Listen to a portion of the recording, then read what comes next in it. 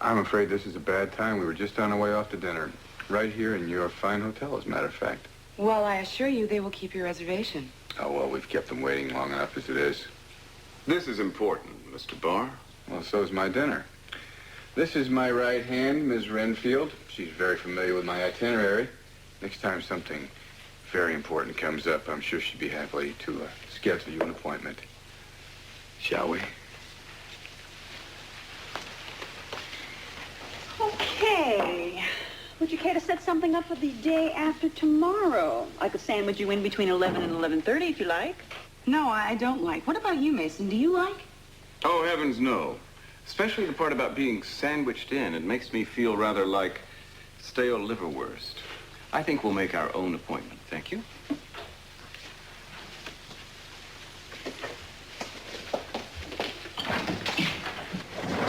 How did you do that? I think we may be the only two living witnesses. To what? Mason at a loss for words. I've never seen him quite like that. Knew it was too good to last. What are you two, deaf? We're on our way to dinner. We don't have time for this.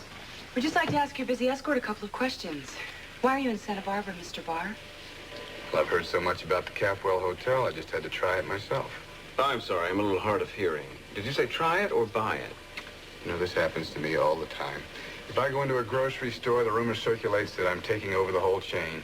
If I fill my car up with gas, then I read in the papers that I'm acquiring Exxon. So you have no such designs on our hotels? I have hotels of my own, Mrs. Castillo. If I were looking for new interests, and I'm not saying I am, I'd certainly set my sights higher than that.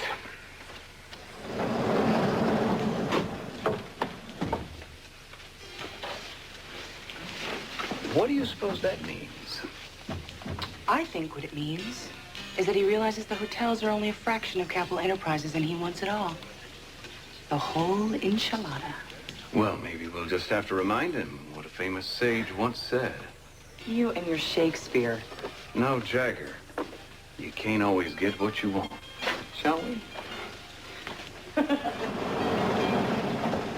I don't know why they were bothering you about keeping the table waiting. It's very quiet here tonight. Well, we can go someplace more lively if you'd like.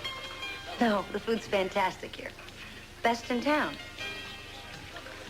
Oh, and I like seeing Eden and Mason squirm even better. 2 questions, wasn't that the bargain? Yes, but you didn't answer either of them. Surely you don't expect us to believe that you came to Santa Barbara for the sole purpose of enjoying our fine hotel. As you were so quick to point out, you do have hotels of your own. Mm-hmm. And I've also got a very nice table waiting right here. Excuse me, I've kept my lovely companion hanging on here long enough. Well, I certainly hope they're not going to come sit on our laps.